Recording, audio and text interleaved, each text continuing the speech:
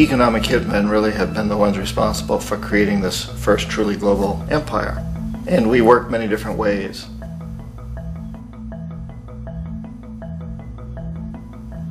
But perhaps the most common is that we will identify a country that has resources our corporations covet, like oil, and then arrange a huge loan to that country from the World Bank or one of its sister organizations. But the money never actually goes to the country. Instead, it goes to our big corporations to build infrastructure projects in that country, power plants, industrial parks, ports, things that benefit a few rich people in that country, in addition to our corporations, but really don't help the majority of the people at all. However, those people, the whole country is left holding a huge debt. It's such a big debt they can't repay it, and that's part of the plan, that they can't repay it. And so at some point, we economic hitmen go back to them and say, listen, you owe us a lot of money, can't pay your debt, so sell your oil real cheap to our oil companies. Allow us to build a military base in your country, or send troops in support of ours to someplace in the world like Iraq, or vote with us on the next UN vote. To have their electric utility company privatized and their water and sewage system privatized and sold to U.S. corporations or other multinational corporations. So there was that whole mushrooming thing, and it's so typical of the way the IMF and the World Bank work, that you put a country in debt, it's such a big debt it can't pay it, and then you offer to refinance that debt and pay even more interest. And you demand this quid pro quo, which you call a conditionality or good governance, which means basically that they've got to sell off their resources, including many of their social services, their utility companies, their school systems sometimes, their penal systems, their insurance systems, to foreign corporations. So it's a double, triple, quadruple whammy. The precedent for economic hitmen really began back in the early 50s when democratically elected Mossadegh, who was elected in Iran, he was considered to be the hope for democracy in the Middle East and around the world. He was Time Magazine's Man of the Year. But one of the things that he'd run on and began to implement was the idea that foreign oil companies needed to pay the Iranian people a lot more for the oil that they were taking out of Iran. The Iranian people should benefit from their own oil. Strange policy. We didn't like that, of course. But we were afraid to do what we normally were doing, which was to send in the military. Instead, we sent in one CIA agent, Kermit Roosevelt, Teddy Roosevelt's relative. And Kermit went in with a few $1 million and was very, very effective and efficient. And in a short amount of time, he managed to get Mossadegh overthrown and brought in the Shah of Iran to replace him, who always was favorable to oil. And it was extremely effective. Mobs overflow Tehran. Army officers shout that Mossadegh has surrendered and his regime as virtual dictator of Iran is ended. Pictures of the Shah are paraded through the streets as sentiment reverses. The Shah is welcomed home. So back here in the United States, in Washington, people looked around and said, wow, that was easy and cheap. So this established a whole new way of manipulating countries, of creating empire. The only problem with Roosevelt was that he was a card-carrying CIA agent, and had he been caught, the ramifications could have been pretty serious. So very quickly at that point, the decision was made to use private consultants to channel the money through the World Bank or the IMF or one of the other such agencies, to bring in people like me who worked for private companies, so that if we got caught, there would be no governmental ramifications.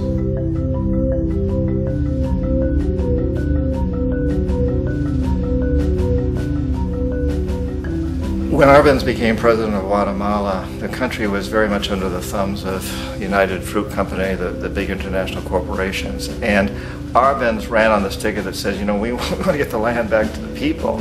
And once he took power, he was implementing policies that would do exactly that, give land rights back to the people.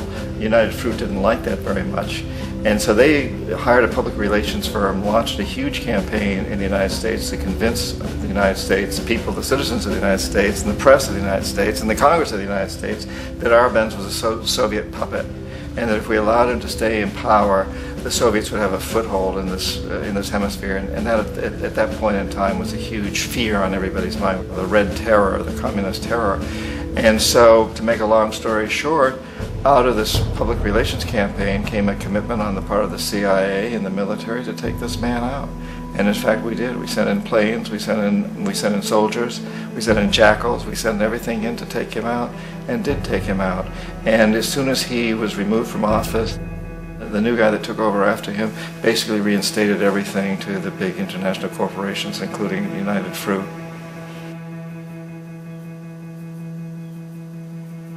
Ecuador for many, many years had been ruled by pro-US dictators, often relatively brutal. Then it was decided that they were going to have a truly democratic election. Jaime Roldos ran for office, and his main goal, he said, as president would be to make sure that Ecuador's resources were used to help the people. And he won, overwhelming, by more votes than anybody had ever won anything in Ecuador. And he began to implement these policies to make sure that the profits from oil went to help the people. Well, we didn't like that in the United States. I was sent down as one of several economic hitmen to change Roldos, to corrupt him, to bring him around, to let him know, okay, you can get very rich, you and your family, if you play our game, but if you continue to try to keep these policies you've promised, you're going to go. He wouldn't listen. He was assassinated.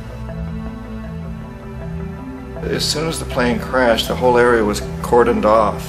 The only people allowed in were U.S. military from a nearby base and some of the Ecuadorian military. When an investigation was launched, two of the key witnesses died in car accidents before they had a chance to testify. A lot of very, very strange things that went on around the assassination of Jaime Roldos.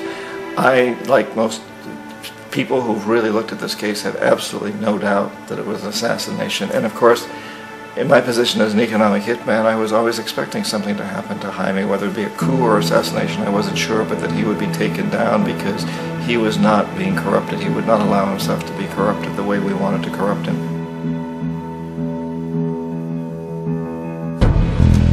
Omar Torrijos, president of Panama, was one of my favorite people. I really, really liked him. He was very charismatic. He was a guy who really wanted to help his country.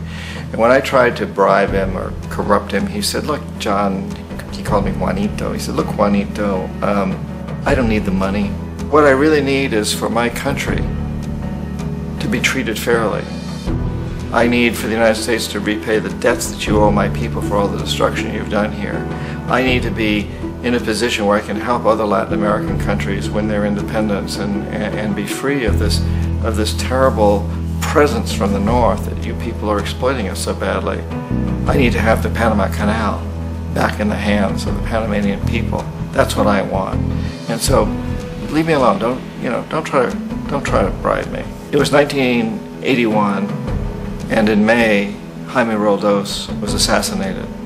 And Omar was very aware of this. Torrijos got his family together and he said, I'm probably next, but it's okay because I've done what I came here to do. I've renegotiated the canal. The canal will now be in our hands. He just finished negotiating the treaty with Jimmy Carter. In June of that same year, just a couple of months later, he also went down in an airplane crash, which there's no question was executed by CIA-sponsored jackals. Tremendous amount of evidence that one of Torrijos' security guards handed him at the last moment as he was getting on the plane a tape recorder, a small tape recorder that contained a bomb.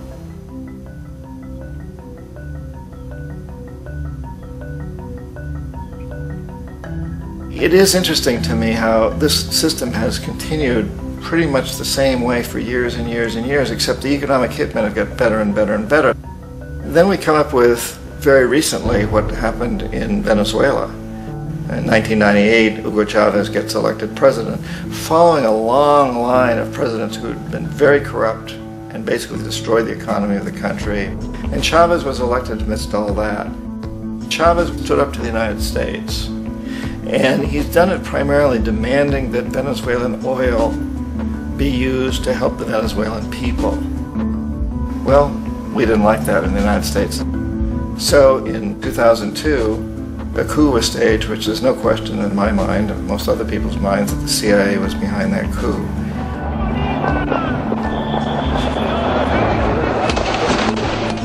The way that that coup was fomented was very reflective of what Kermit Roosevelt had done in Iran, of paying people to go out into the streets, to riot, to protest, to say this Chavez is very unpopular.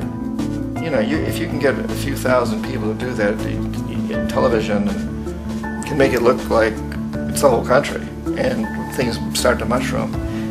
Except in the case of Chavez, he was smart enough, and the people were so strongly behind him that they overcame it, which was a phenomenal moment in the history of Latin America.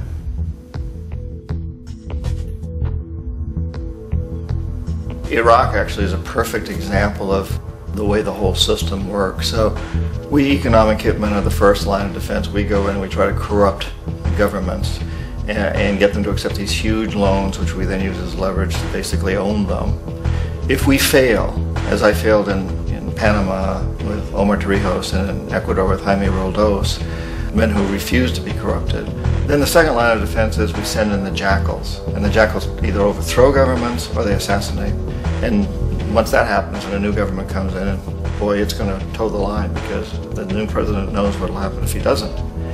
In the case of Iraq, both of those things failed. Economic hitmen were not able to get through to Saddam Hussein. We tried very hard. We tried to get him to accept a deal very similar to what the House of Saud had accepted in Saudi Arabia, but he wouldn't accept it.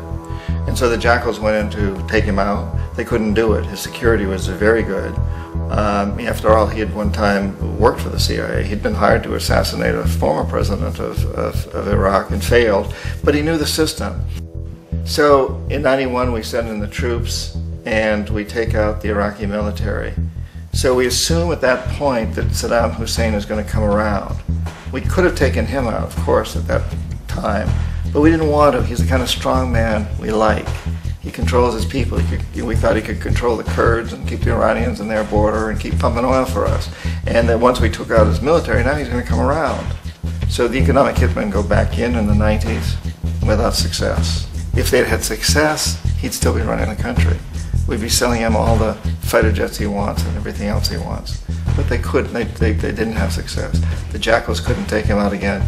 So we sent the military in once again, and this time we did the complete job and took him out, and in the process created for ourselves some very, very lucrative construction deals. We had to reconstruct a country that we'd essentially destroyed, which is a pretty good deal if you own construction companies, big ones.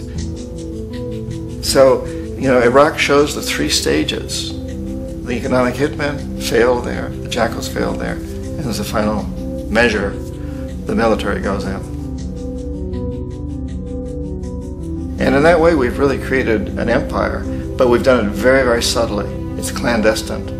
All the empires of the past were built on the military, and everybody knew they were building them. So that the British knew they were building them, the French, the Germans, the Romans, the Greeks, and they were proud of it. And they always had some excuse, like spreading civilization, spreading some religion, something like that. But they knew they were doing it. We don't. The majority of the people in the United States have no idea that we're living off the benefits of a clandestine empire. That today there's more slavery in the world than ever before. And then you have to ask yourself, well, if it's an empire, then who's the emperor? Obviously, our presidents of the United States are not emperors. An emperor is someone who's not elected, doesn't serve a limited term, and doesn't report to anyone, essentially. So you can't classify our presidents that way.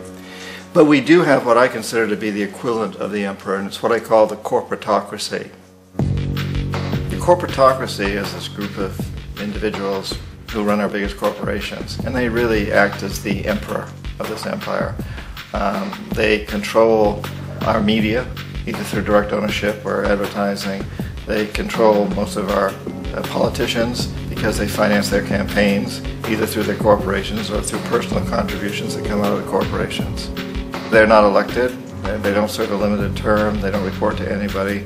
And at the very top of the corporatocracy, you really can't tell whether a person's working for a private corporation or the government because they're always moving back and forth. So, you know, you've got a guy who one moment is the president of a big construction company like Halliburton, and the next moment he's vice president of the United States, or the president who is in the oil business. And this is true whether you've got Democrats or Republicans in the office. You have the moving back and forth through the revolving door.